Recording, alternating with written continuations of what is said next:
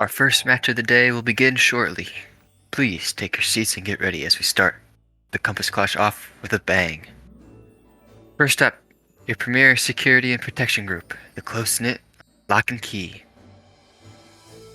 The full party comes out as a group. Two larger, very similar-looking burly Leonin in thick armor, wielding matching shields and similar weapons, while behind them, two bronze dragonborn monks in fine robes stride out. Brothers in business and battle, Luca and Nikola Lach.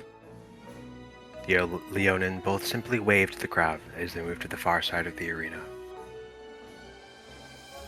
The Tempered Fist, DJ Jackson Jr. The monk wearing the more colorful clothes does a deep bow. And the Fervent Fist, Jaren Redema. The monk wearing more whites and blacks matches the bow. They both stand up and split to the outside of the Lock brothers. Lock and Key will face the Masters of Stealth, Espionage, and Illusion. Please welcome Silent Scream.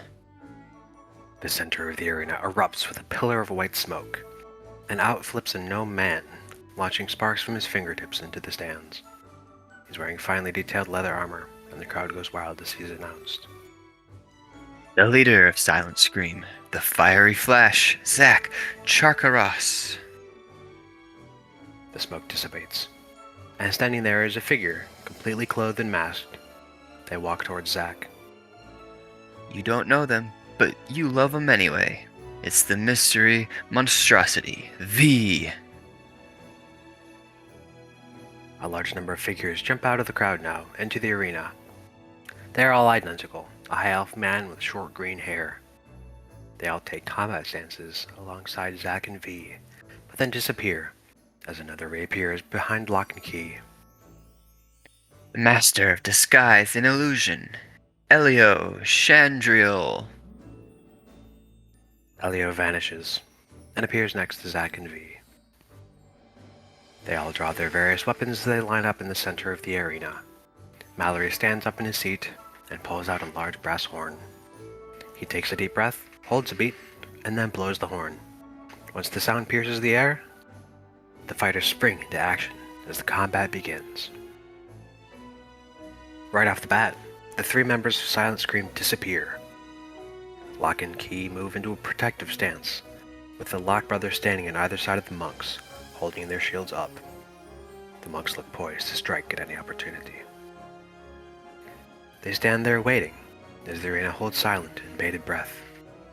Then, all at once, Silent Scream strikes. Zack falls from the sky as his rapier erupts with a green flame, smashing into Luca's shield, knocking Luca back and filling in the fire into Luca and DJ. V rushes forward, leaps off of Nicola's shield into the air above the group, and unleashes a volley of arrows into Nicola's back. Both of them fade back into invisibility, right before a blast of cold winds flow from Elio's hands as they appear right above Lock and Key, launching a freezing cone of cold down onto the four of them. Lock and Key shrug it off, then they move into a different position, with all four of them going back to back, scanning both the ground and the air. Jaren snaps focus to his right suddenly, and parries a flurry of scimitar swipes from V, countering with a barrage of fist and foot strikes, which looks like it disorients V as they take a few steps back. Then DJ leaps over Jaren, to deliver his own barrage of kicks, his feet catching fire as they hit V repeatedly. Luca then rushed forward to deliver the final blow, but right before he swings, V's figure just becomes Nicola, and Luca falls for the illusion, holding back his attack at the last second, causing him to miss. Zack takes this chance to appear in the middle of Lock and Key, and waves his hand as a thunderous clang booms from him, causing all of Lock and Key to flinch. Before Zack can escape and disappear again, though, Nicola slams him with the flat of his longsword.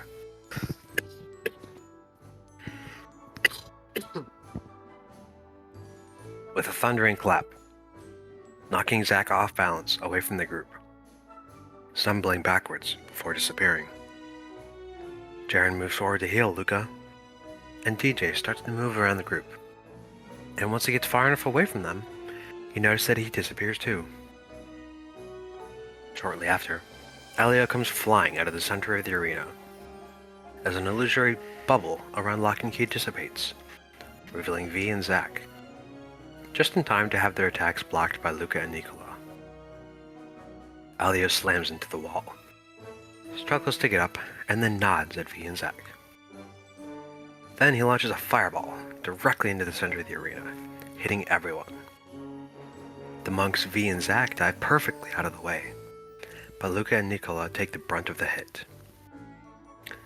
V and Zack stop their dive and redirect the motion to deliver fierce attacks on the brothers still recovering from the fireball.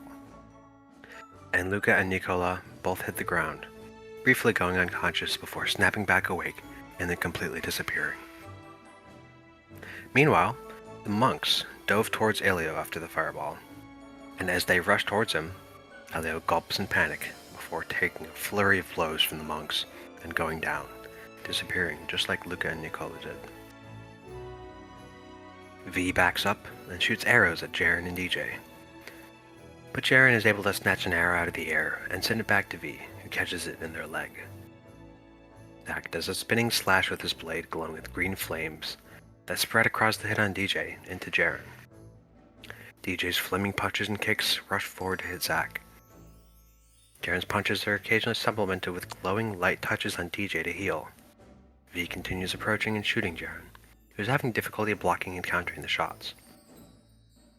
Zack winds up for another booming shatter, and as it rings in the ears of the monks, V lunges forward with their scimitars and swipes at Jaren, knocking him to the ground. Then V and Zack flank DJ and strike with a barrage of blade hits until DJ goes down. The winners of the first round, Silent Scream. Elio walks back into the arena from the entrance, looking badly beaten up. High-fives his teammates as the party cheers in victory. Now there's a little bit of an intermission. Crowd readjusts as about an hour later, they're ready to get into the next battle. What a fight. Next up, we have your friendly local heroes, Stone's Throw. A blonde human in flowing red robes enters the arena. You notice scarring on her lower face and neck that lead down to a missing arm. She has a spellbook tied to her belt, which unties itself and floats gracefully beside her as she walks forward. The protector of the defenseless, Sina Palm. A drow man in elegant but ill-fitting studded leather armor walks slowly behind her. His face is streaked with intriguing dark markings as he looks curiously around the arena. He has a spear and a shield attached to his back. He seems to be surprised when the announcer says, Horus Alvira, the hope for the hopeless. A large gold dragonborn in heavy armor enters next, bearing a large smile. He already has his weapon, a beautiful flail, and a shield at the ready. None of his equipment looks expensive or high quality, but it seems like it all has been cleaned and polished to perfection. He gives a great bow as he is introduced. Gideon Patroclus, the donor for the poor. Crowd goes louder. Now, give it up for the leader and founder of Stone's Throw. A drow man walks out into the arena. This is the exact same man as the person who walked out second, except this man wears a white scale mail and has a rapier at his side. The crowd falls silent, except for some confused whispers. This man joins the rest of the party. Uh, The drow man with the spear and the shield then starts to change shape, becoming a dark blue-haired half-elf, who seems to fit the armor perfectly. She chuckles softly at the crowd's confusion, then switches her spear and shield for the actual drow's rapier. Then she pulls out a bright orange flower from her belt and sticks it gently in her hair. Please give a warm welcome for the woman who tricked everyone in the arena, the guide for the lost Miss Marinette Tyrael.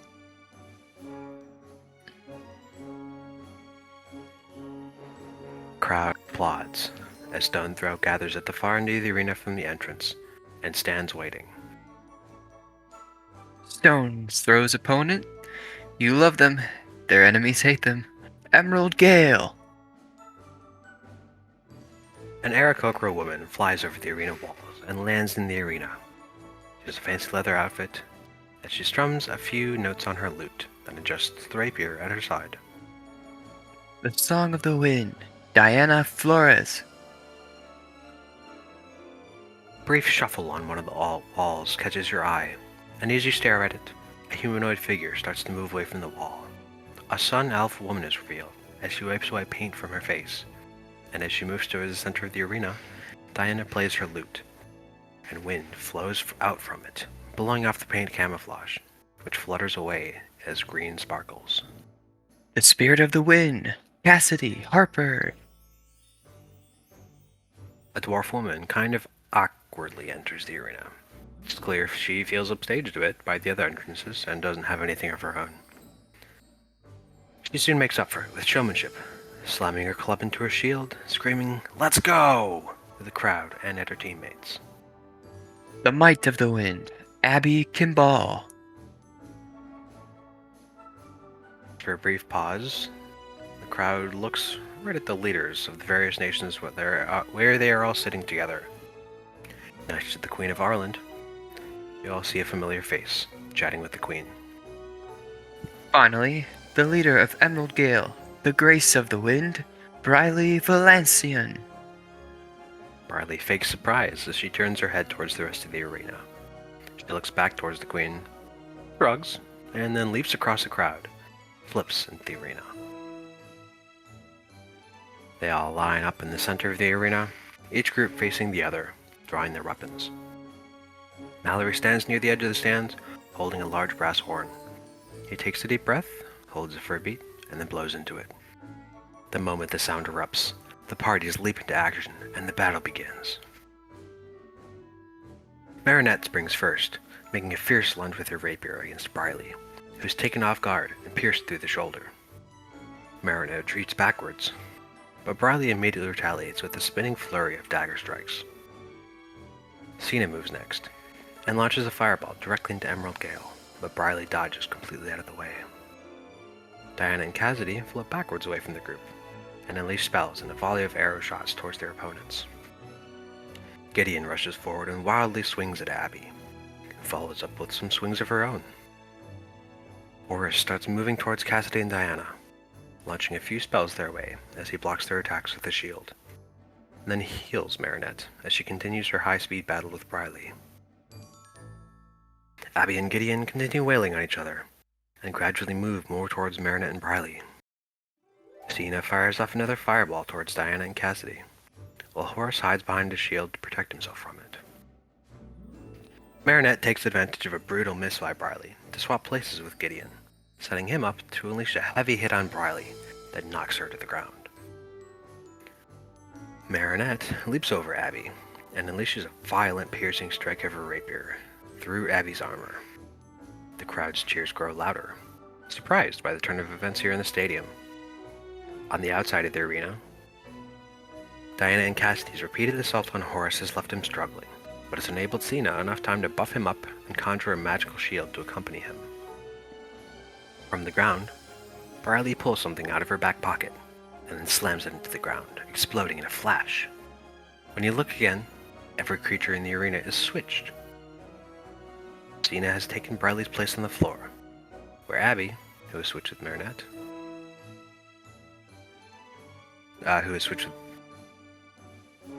Gideon, is free to swing down with a mighty electrically charged pair of strikes that knocks Cena unconscious instantly. However, she only gets knocked unconscious for a second before snapping back and disappearing from the battlefield. Gideon takes the place of Cena, who has run back into the fray, while Cassidy, who has taken the place of Abby, and Diana, who take the place of Marinette, are able to slow him down with repeated attacks. Horus takes the place of Diana, which left him surprised and open to a flurry of lightning-fast attacks from Briley, who replaced Cassidy, knocking him down and out in the same way that Cena did. This left Marinette in Horus's place, not quite close enough to assist anyone, as she watches her team get destroyed around here. She then rushes over to attack Diana and Cassidy, but is intercepted by Abby, while Gideon makes it to Diana and Cassidy.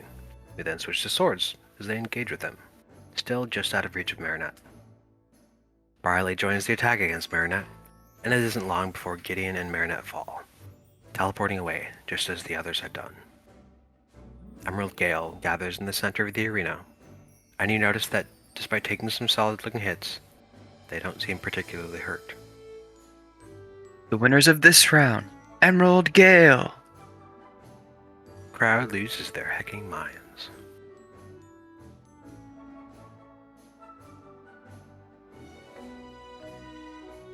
Then we have the fight that you actually need to see the session for.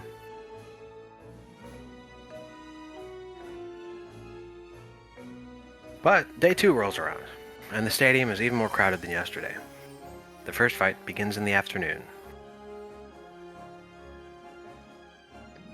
Good afternoon, everyone, and welcome to the second round of Compass Clash Tournament. The first of our 2 matches for today features Emerald Gale versus Silent Scream. So let's meet them now. Silent Scream and Emerald Gale do the same introductions as they did in the first round. Then they line up again, and Mallory's horn once again signals the start of the battle. Elio clearly tries and expects to move first, but Briley is able to rush up to him before he can move, and swipes with her daggers. He tries to conjure an illusion field, just like in the first battle, but Briley seizes this opportunity to make another swift lunge that causes him to go down before he can cast it.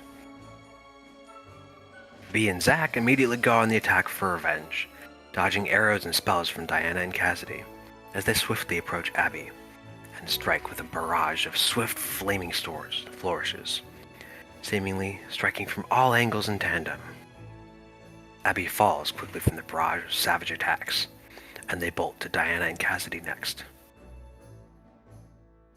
In the middle of their rout, Briley tackles Zack with a dagger strike, but right before he hits the ground, he becomes mist, moving over to Diana and Cassidy. And when he reforms, his form seems to be moving around rapidly in place, making him harder to see. Zack then takes the offensive to both Diana and Cassidy, whose lack of technique with swords, as well as Zack's illusion magic, is making it difficult for them to keep up, despite having the numbers advantage. Diana instead chooses to fly backwards and up into the air, supporting Cassidy with healing and other spells to keep her fighting. This helps turn the tide and stop Diana from taking damage from the green flames erupting out of Zack's sword with each strike. They do seem to be wearing themselves down quite a bit. Meanwhile, V and Briley are on the other side of the arena now, as V tries to move out of Briley's range to get some bow shots off, while escaping her violent dagger thrusts. Briley is able to close the gap like it's nothing, attacking with a savagery not yet seen in this tournament. This chase eventually leads them around the arena and back to the others, where V breaks off, leaps up, and strikes Diana down as she's distracted, causing her effects on Cassidy to break, and Zack to get a knockout blow on Cassidy. However, V is left open as he falls down from his attacks on Diana though, and Briley swiftly takes him out. Now, only Zack and Briley remain. They stand there for a beat, taking it all in. Zack is looking quite bloody from his battles, and his blur has faded. Briley, however, looks completely untouched. She smirks, opening up her stance invitingly. Zack takes the bait, and from there, it is game over. An easy read and dodge into a few slices through Zack's back, and he goes down. The winners are Emerald Gale. Briley confidently spins and walks back towards the entrance.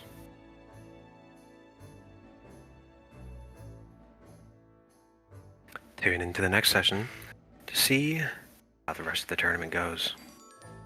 Ta-ta!